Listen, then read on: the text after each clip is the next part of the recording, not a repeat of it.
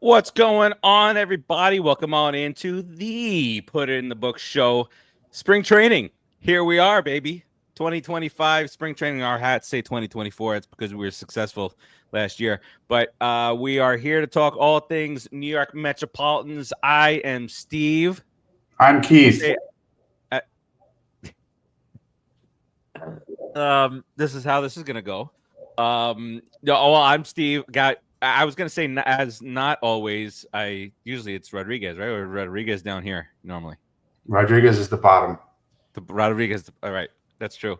And whoa, today it's just the two of us. It's just the two of us. These lazy assholes. They want to do a show. Got girls' night. They're doing a girls' night out together. Who does a date night on a Wednesday?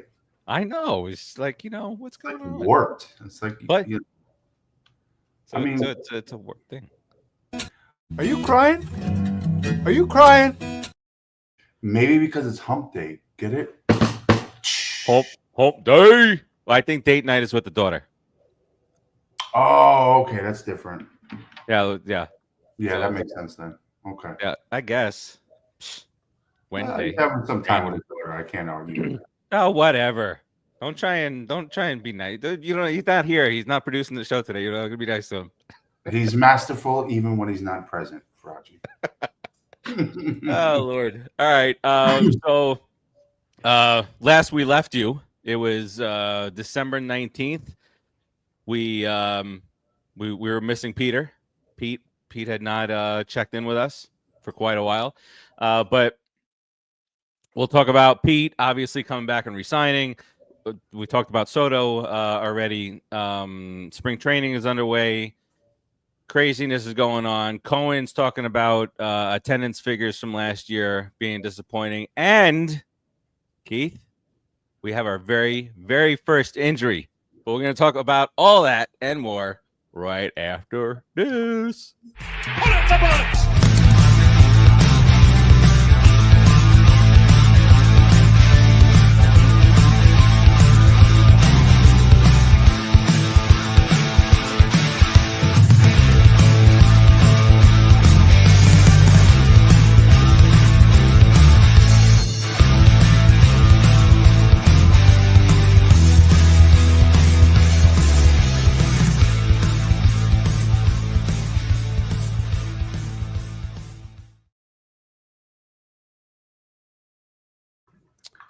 All right, welcome back. And let's start with what was giving us the agita.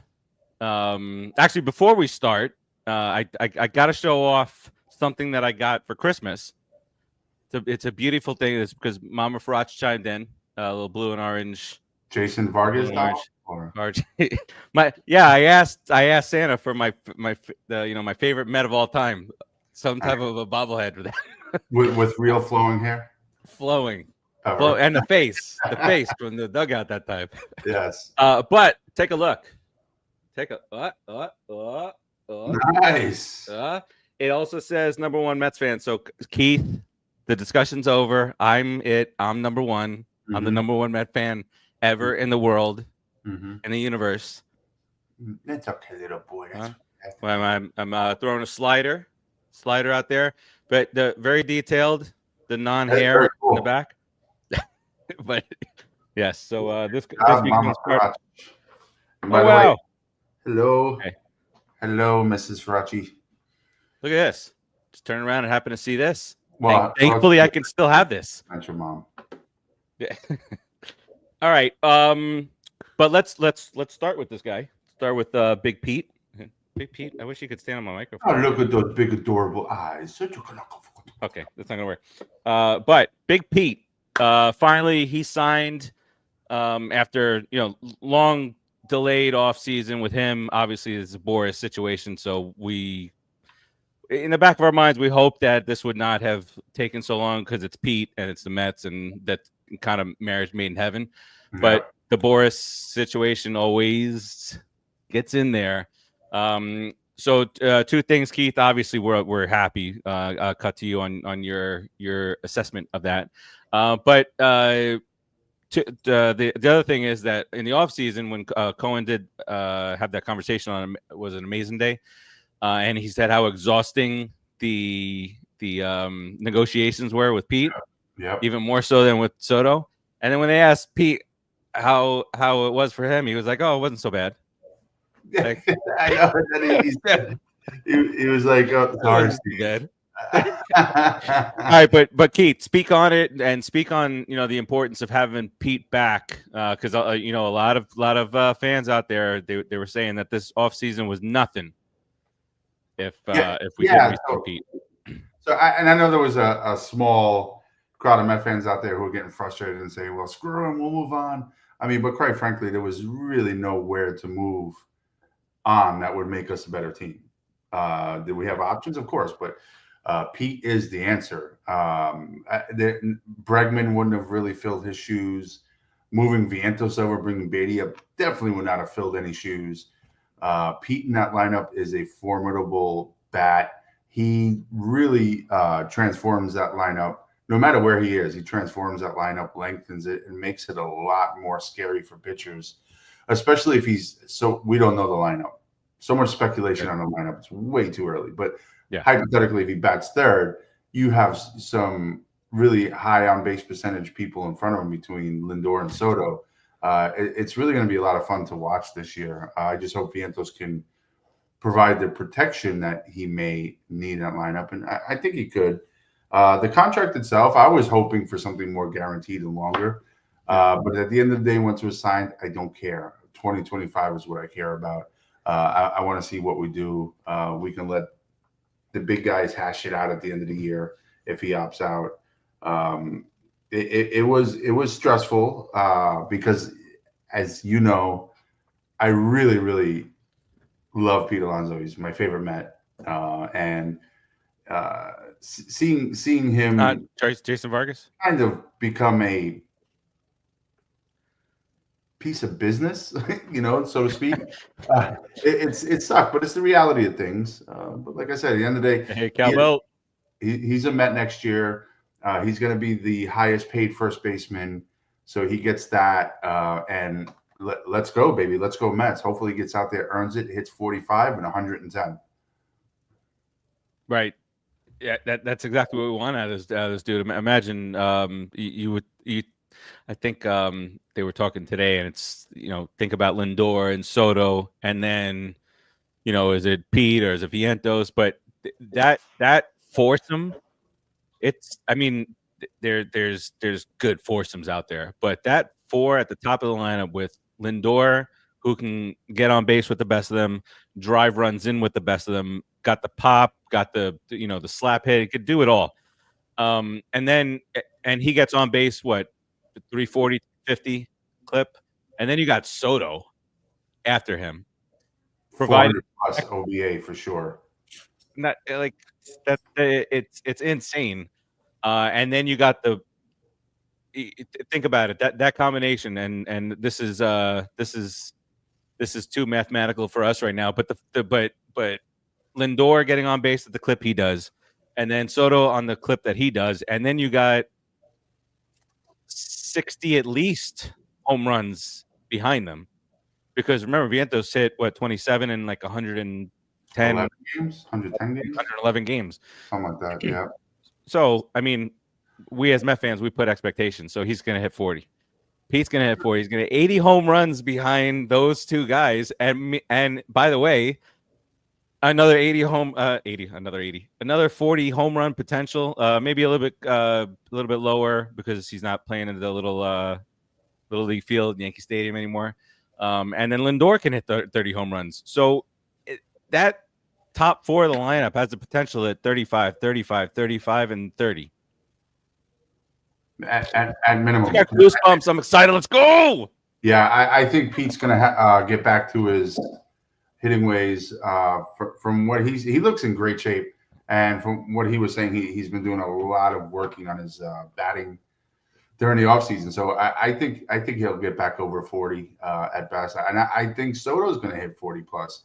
I know he's not playing in the baby porch in the Little League field, but he historically has slayed at Citi Field. Now he's going to slay other teams for us instead of against us. Finally, Exactly. and it's funny because even going way back to when he was with the Nationals, the trade talk started before he went to San Diego. We already were envisioning him as a Met and talking about his hitting capabilities in Citi Field and so on. And here we are. Remember that Instagram post that he posted when he was with the Nationals, I think it Yeah. was, and he posted New York City, and the Yankee fans were like, "Oh, he's coming here," and then we were like, "Oh, he's coming here," and then he freaking winds up with the Yankees, and he's like, "Shit." Yeah, but that was more of that was a trade. He wanted to move into the neighbor's house before he But just scope the neighborhood a little. Scope out the neighborhood. He saw they weren't good under pressure over there, so just dropping balls, batting $150, and But speaking of dropping balls, Aaron Judge was asked, about the Soto situation, and he said basically, that's where he wanted to be. So deep down, they knew that he was going to be gone, short of winning. I mean, I guess if they won the World Series, maybe. But if you look over on the other side, they played the Dodgers really whooped them. They joked about it. They laughed at the Yankee team, and the Mets team came two wins away from beating those Dodgers without Juan Soto.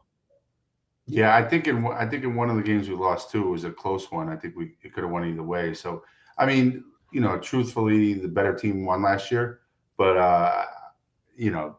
year after year it changes. It doesn't matter how stacked you are; it's how healthy you are, and the role you're on at the end of the year.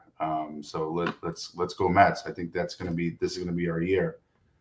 Little worried about the pitching though, but yeah. Yeah, we'll get into that because we have a conundrum already.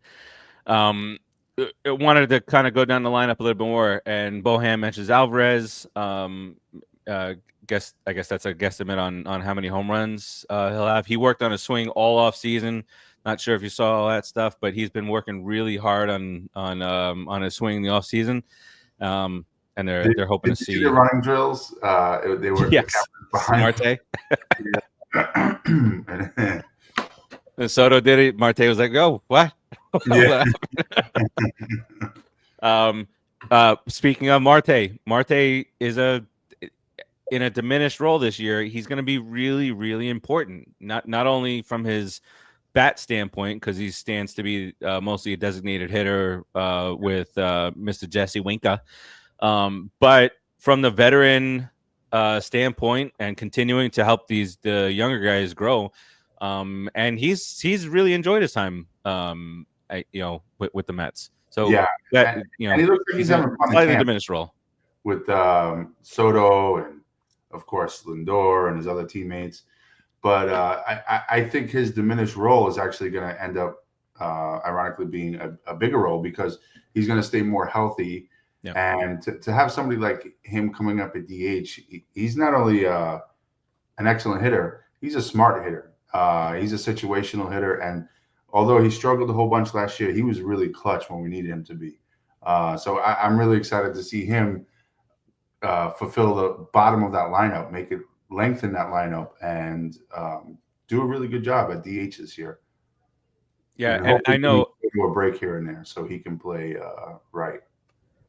Yes, and I know I kind of blended this in together with Vientos and Pete, and then I started going to the home run stuff. But to rewind on to get back to Vientos for a second. So Vientos coming off an incredible year, one that we could only have dreamed of, and it came at the expense of Brett Beatty not being able to prove himself again.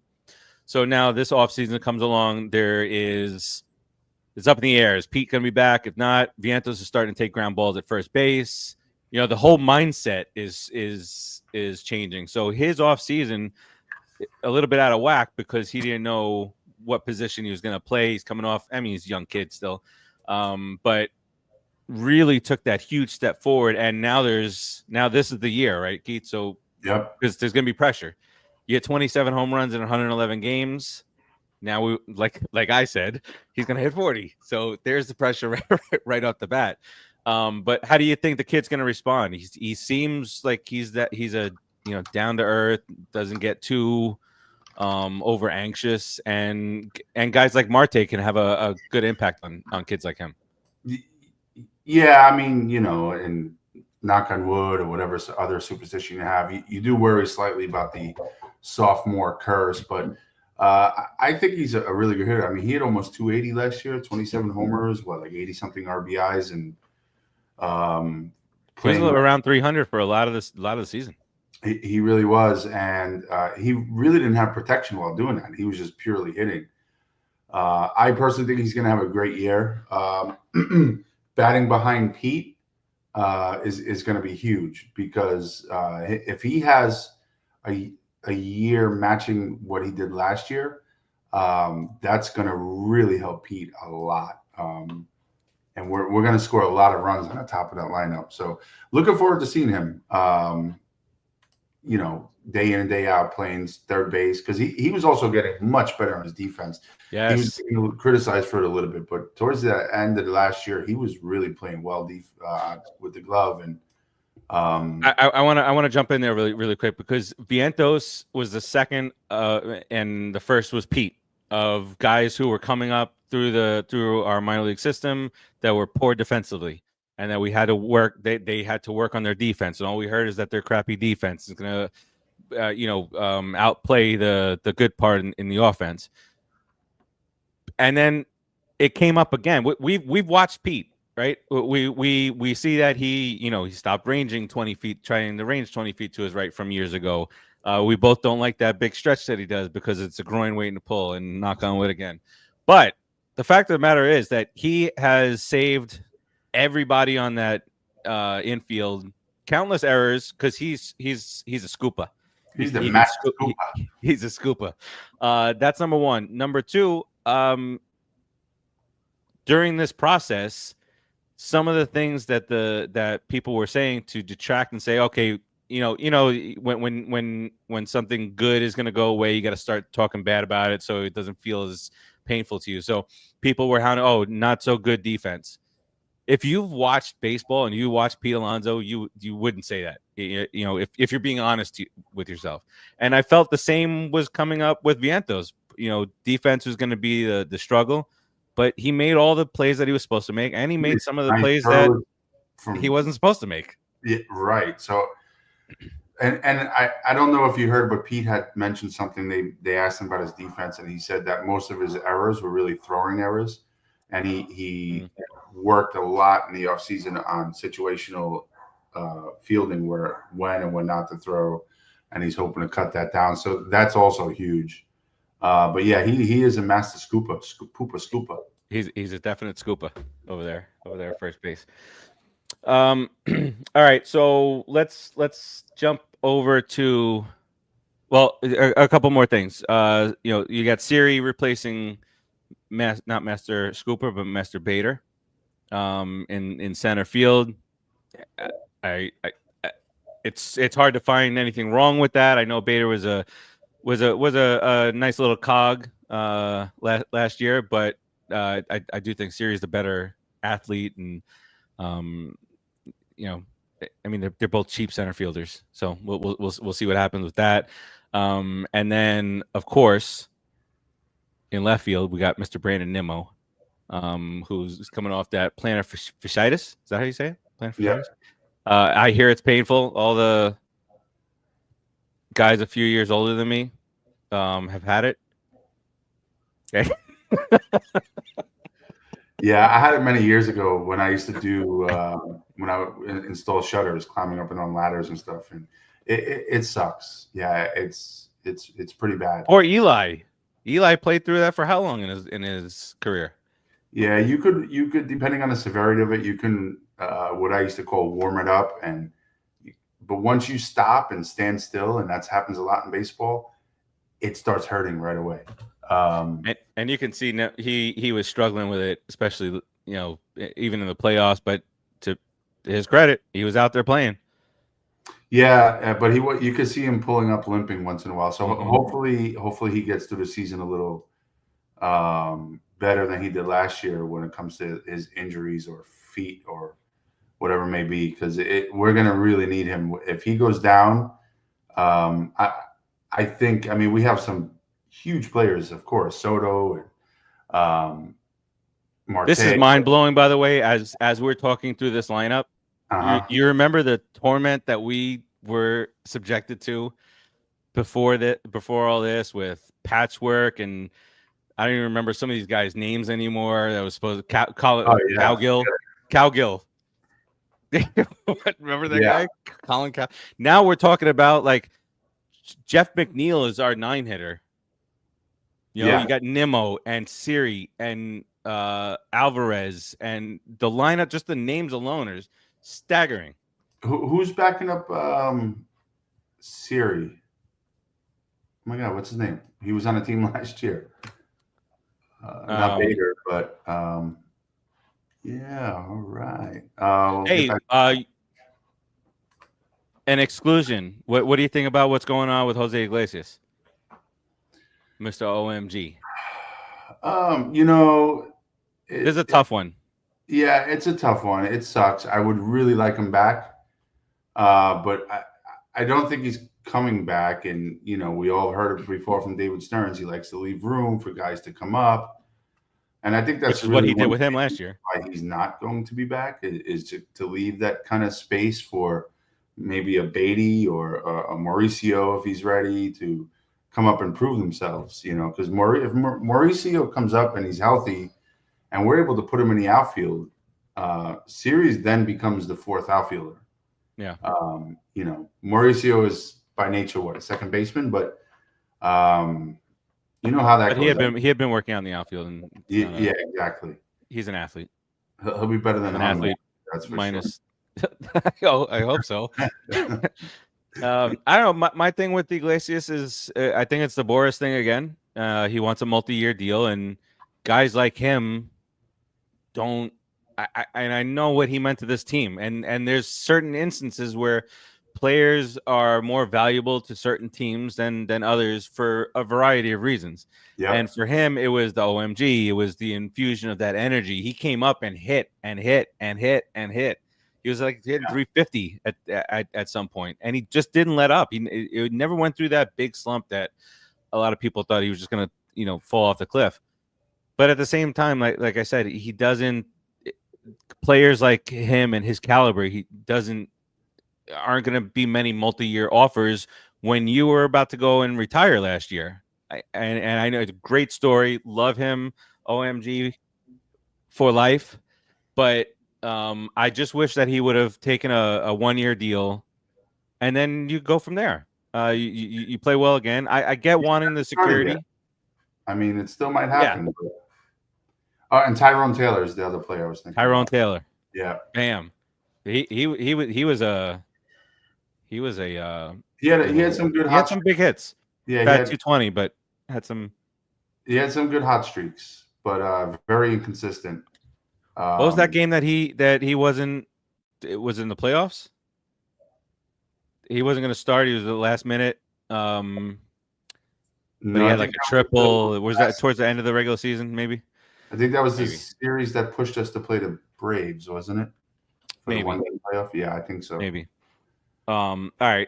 So let's get into the pitching, and we got to talk about an injury right off the bat, and that's Frankie Montas going down. This is a long time. And I know it said 6 to 8 weeks, and I joked around about All-Star break, but it's going to be June, end of June. Yeah, because break. Yeah, exactly. So it's not.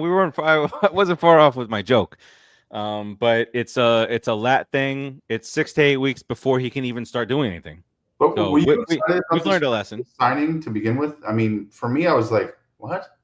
I was 17? just when we signed him, I thought, okay, maybe a I'm not looking to put this pressure on him, but maybe like a 75% of what we got from Minaya last year. I would have liked to see Quintana come back instead of paying him. Well, that I was going to bring that up because with this injury, do we look internally? Give guys like McGill, He's a McGrath, future star. crime dog. Take a bite out of crime.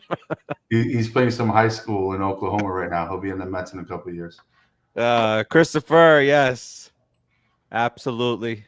Injury at the beginning of spring training, so don't expect him until All-Star break, and then the idea of bringing in Quintana, professional pitcher, good, really pitched well down the stretch last year. Very consistent for us. Put him in the back of the rotation, and he can hold it down. I mean, didn't he have an ERA sub-2 after August something like that? Yeah, that last stretch he really, and then he kind of tired out towards the end, but yeah, he really helped with the big push to get us there with his outstanding pitching. Him and Minaya were really just killing it. But how are you feeling about this rotation in general right now with the question mark of Senga? Is he healthy? Is he going to be able to make it? We know Minaya is going to be okay. And then you have Clay Holmes. How's his stamina going to hold up transferring from the bullpen? Like he's starting the first game on Saturday. They want him to go about 40 pitches. Yeah, that's about right for the start of the year for a starter. But generally speaking, how are you feeling about this rotation? I'm a little like this here right now. Yeah, I'm worried. I'm definitely concerned. Because we are counting on Senga to bounce back. I know he did not perform well at the end of last year, but also kind of not fair is that he didn't have his spring training, got 2 injuries. He pitched really well in the game that he came back and then hurt his calf. I'm not judging him based off of that performance because no. He just I say that because we're Mets fans and the Mets fans are watching, and some of them will jump to those conclusions. We've learned we got to talk them off the ledge, even if it's not a bad situation. But yeah, I do think that going out and reaching out to a Quintana wouldn't be such a bad idea right now. They did talk a little bit about, I don't remember where I heard this or read it today, that because we're over the Cohen tax again. Did you hear his quote on that? Yes. We're over are we sure it's me? There's some other Steve Cohens out there. He said. Yeah, I'm not the only Cohen out there. Yeah. But because they're over the Cohen tax, and I know doesn't feel like a big deal to them, but $6 or $6.5 million pitcher, because of they're over the threshold, becomes a $13 million pitcher. Sheesh. Which we don't care. Whatever. If Cohen says, okay, let's go get Quintana for $13 million, go get Quintana for $13 million for the season, because it's not going to impact us going forward after this year. No. And then we can have those bullpen games where Quintana starts and Montas finishes.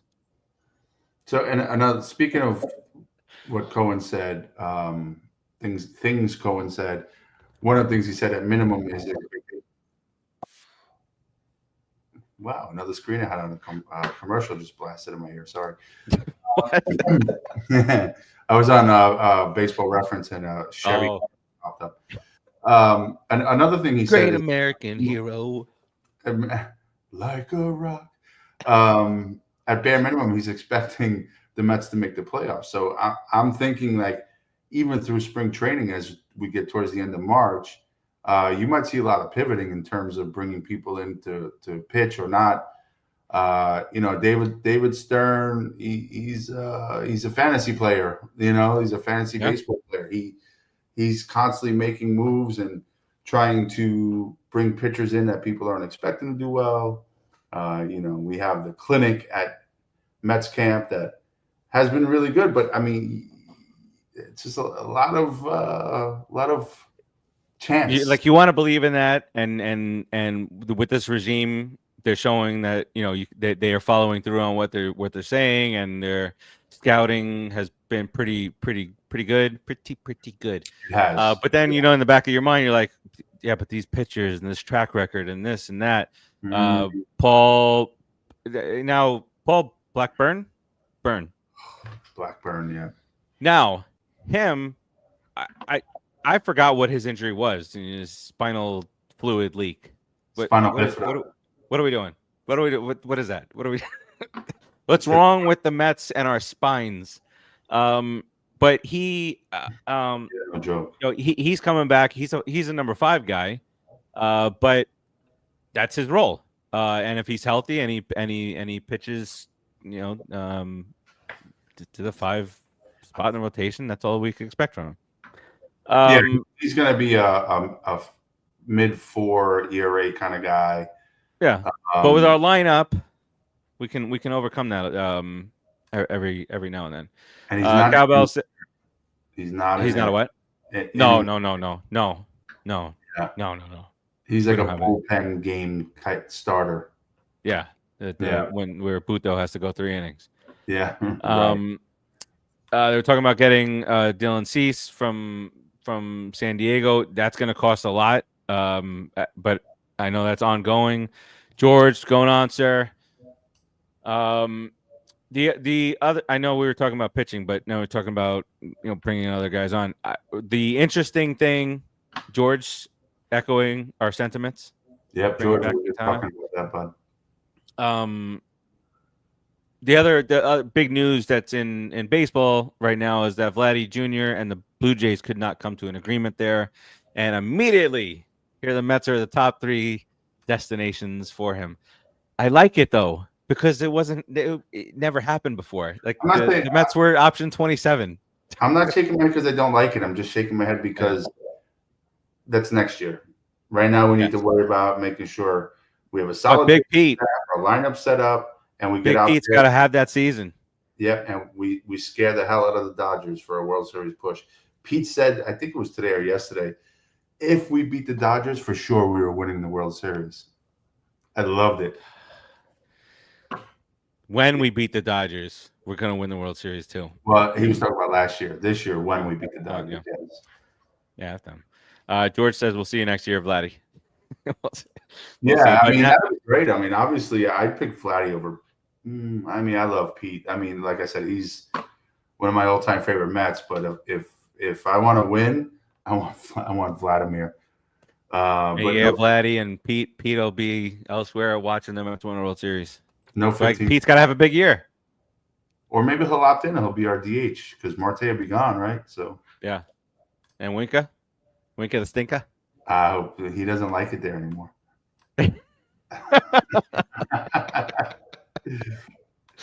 Oh man! All right. So the pitching, we'll see how that goes. But in Cohen's regime, we trust. Speaking of Cohen, we're gonna keep both. George says. I'm down. Keeping them both. That's it. Jesus. If we sign Vladimir, first of all, he will. I mean, come on, that's his best chance in the World Series. Can I just say, Lindor, Soto, Vladdy, Pete, Vientos, we'll pitch. Me, you, George, Rodriguez, and Christopher. Brown about producer Joe. It'll remind me of maybe even he'll better. be the Oliver Perez. It'll remind me of that Indians lineup in the 90s. I forget, with Albert Bell. Yeah, I mean, that lineup was. He also had that loaded forearm to Fernando Vina. Yeah, right. Christopher, how great. Every night it would just be like, all right, let me be a degenerate here. A little parlay action. Pete and Vladdy go back to back plus 600. Give me some winnings. The Mets wouldn't even drive me to drink if they did that. No, we were chugging whiskey out of pure joy. All right, Steve Cohen, among other things that he said, he talked about attendance in one of his interviews and how the Mets ranked 18th overall in attendance, did not match the excitement that was seen. And we in our group chat, when the series against was the Pirates, the Nationals in September, and it was 18,000 people. We were like, what the hell's going on? And he mentioned that was the series that he mentioned specifically. And so they went in 2022. They were 6th overall in attendance. Then they had the shit year, and then attendance kind of catches up. And that's what Cohen alluded to. So he's basically saying, either you show up this year. I don't know what is it going to take you to show up. Yeah, and he mentioned specifically too that the Met fan they tend to show up the year after they do well. For example, right? I think we made it to the playoffs in 21. 22, the attendance was better. 22, we sucked. 23, the attendance sucked. Last year, we were really good. So the trend would be hopefully that we see more fans in the seats this year.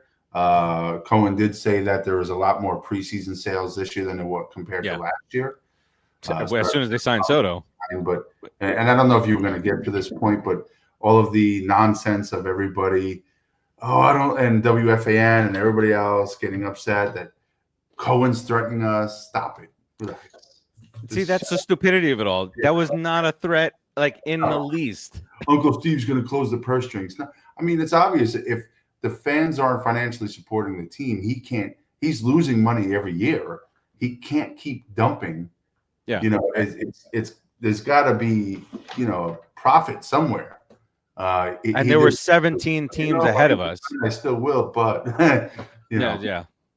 You get 17 teams ahead of us. Some more pricey tickets, some less pricey tickets. So it's not. It's it's just a lag. Is this year? I think they have and many fans gave up on, and all the media gave up on this team last May.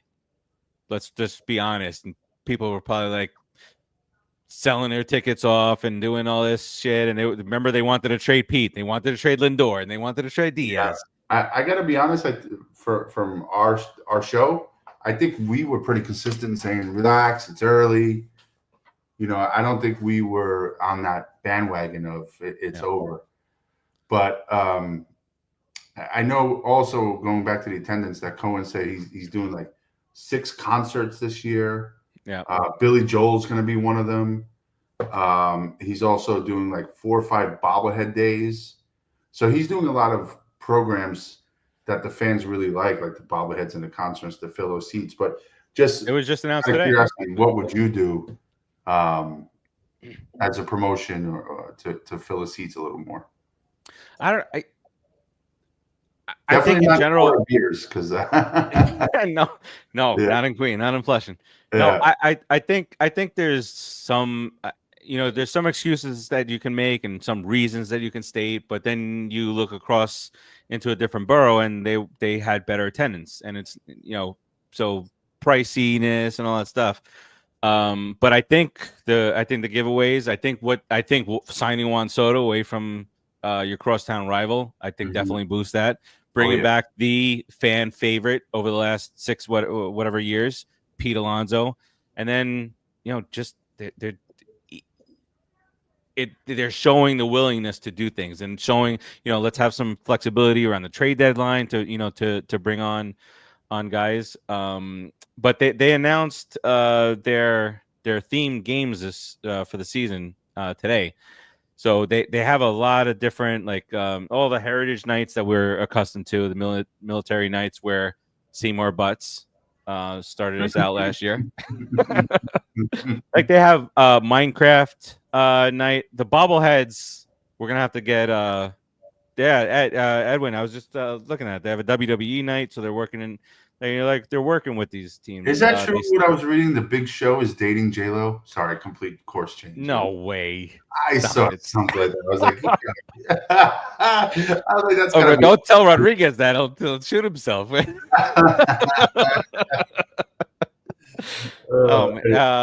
They have a women's night, specialty Mets hat featuring women's night patch logo. Nice. WWE night, WWE themed Mr. Met bobblehead. Pokemon. That's popular. No, they have a Sesame Street night. I didn't think that was still a thing. Is Sesame Street in Iraq? What was it? $20 million. Big Bird's gonna be. Oh no, Big Bird at Citi Field bobblehead. See, we got to get Timmy to go get these bobbleheads for us. Celebration Queens culture. There's a Stranger Things night.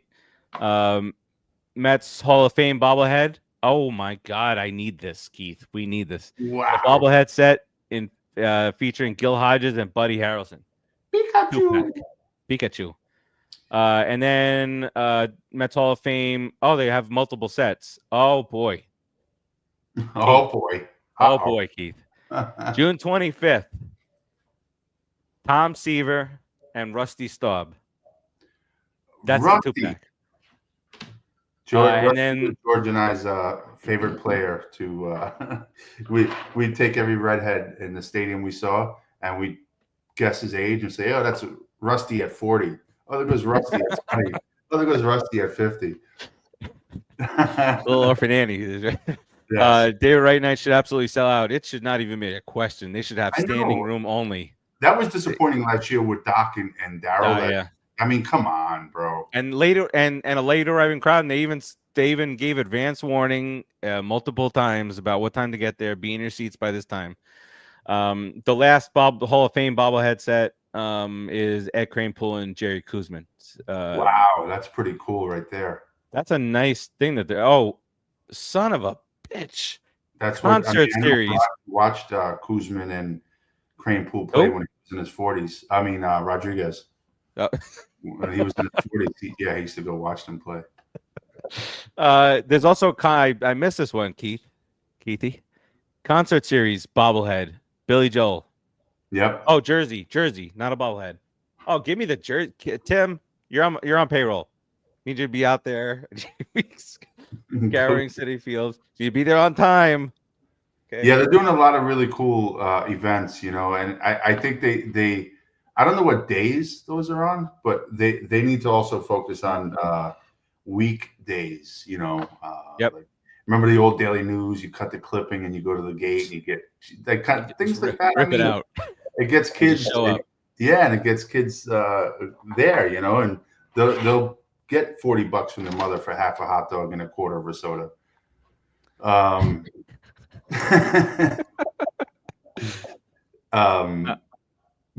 Mother's Day used to be a huge thing. I remember when I was a kid. Mother's Day would always sell out and families at the game. So, it's gimmicky.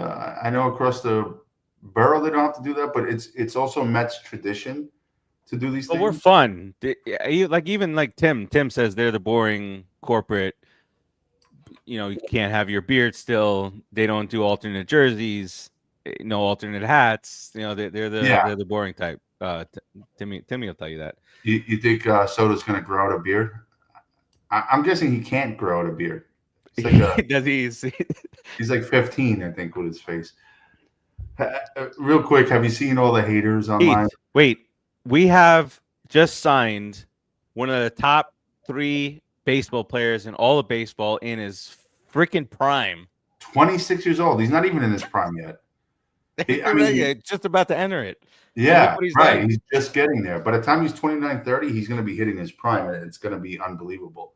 But have you seen all the stupid nonsense haters? Mostly, I think, Yankee fans saying, oh, look, he don't talk to his teammates. He's a horrible guy. Or he's out of shape. Like, wow. That's what I'm saying. It's over. The divorce is done. And it's over. Yeah, exactly. And can't wait to play him. Can't wait to play those guys. Before we wrap up, want to talk about something that we've talked about on this show for a couple of years now, and that's the automated strike zone. They're going to be testing that out during spring training. I saw it. Did you see in batting practice? It looked like they were trying to use a weird rendition of it. It was like some kind of camera behind the plate. Yeah. Facing down. Yeah, I don't know if that was. I mean, obviously that's not where they're going to have it, but I don't know if that. It's called the Hawkeye. Oh, that's the Hawkeye view. Yeah. So when they do the replay, that's going to be involved in it. So you get two challenges a game. Each team will start two challenges apiece. The only 3 guys on the field that can do a challenge is the pitcher, the catcher, or the batter. That's it. And the way that you signal it is you tip the cap.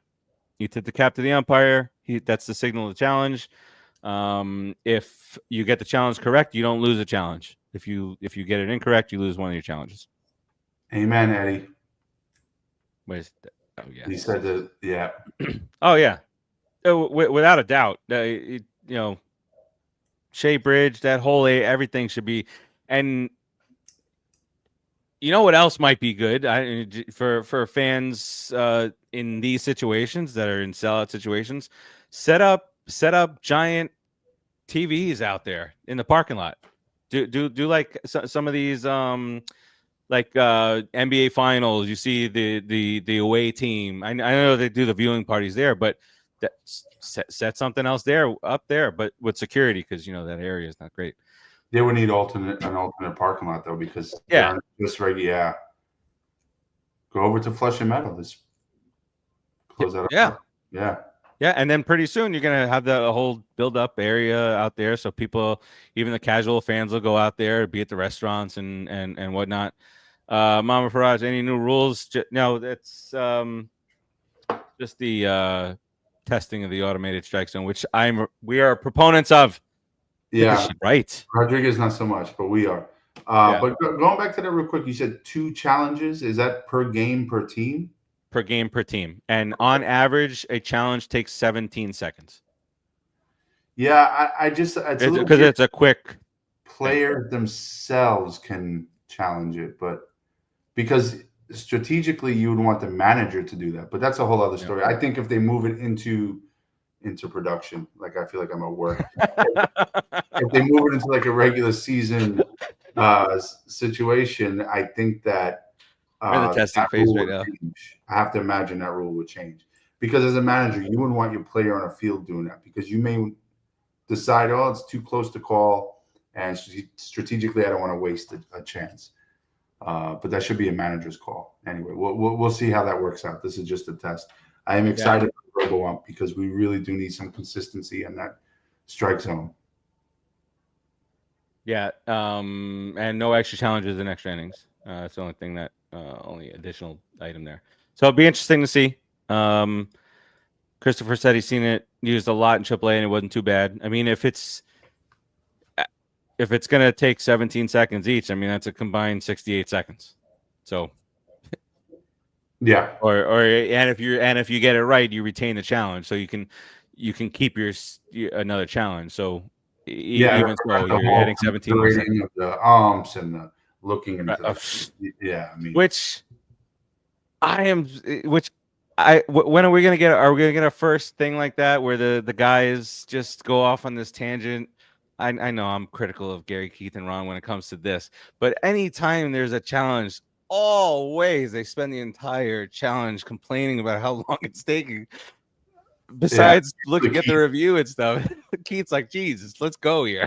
And then my favorite is, which is the intentional walk when I do the rabbit with yeah. I do like that. I would like to challenge from home. I know, I hear you, G. The hell what are you looking at, Blue? Talking about, and that takes a lot more than 17 seconds. Sometimes you get upset, you breathe, you got to walk outside, you got to walk Ruger, you got to regain your composure, come back. I start you at the screen. Ruger starts barking at the screen. Yeah. My wife starts getting upset that we're all yelling. It's a whole thing. I hear you. All right. So that I think we hit on everything that we wanted to hit on this week, but obviously we're going to start ramping up here with spring training. We'll see what the Slackers decide to do. We didn't have producer Joe behind the wall today. I don't know what's going on. But Keith, what you got here on the way out for these Metsies out here? First, welcome back, Farace. It's good to be back. Let's go Mets. I don't have a whole lot because we're just playing catch and doing some light batting practice. But right. I'm excited to see some actual games start and some of our new players actually get some at bats. I'm not too excited about Soto, but the rest I'm really excited about. He ain't that big of a deal. I can't wait. I can't wait to see him. And I know I'm going way far ahead, but I can't wait to see him in like a high pressure situational at bat, and he starts doing the shuffle and pissing everybody off. I'm just But yeah, I'm excited about the season, and I'm going to watch things play out, especially with that pitching staff. Yes. Chris said it was quite funny to see teams use them up early. Then they would try to use one later on in the game. The umpire would give the batter or whoever the waving finger, like like All right, so yeah, that does it for us. Covered a lot. Covered Pete, Soto, the pitching staff, all the stuff that went on. Maybe a little reunion with Quintana. And in the coming weeks, we're gonna get into. George says, "Can't wait for Winker to piss everybody off." Bro. Exactly. I love it. He's ours now. Okay, he's our troll now. And over the coming weeks, we're gonna get into, as we do every spring training, we talk about the top 10 right now, where our players kind of fit in there. Top 10 is that we want to do that next week? George, you want to be on the show for next week? Top 10 tatas. We can pull George in if he wants to come, right? Send him a link. Yeah, tatas. Talk about that. All right. Yes, George says, "Good to see you guys." Yes, sir. Good to see you out here listening to our amazing words that spew out of our mouths. So that does it for us this week. We'll keep you updated in the group of what's going on.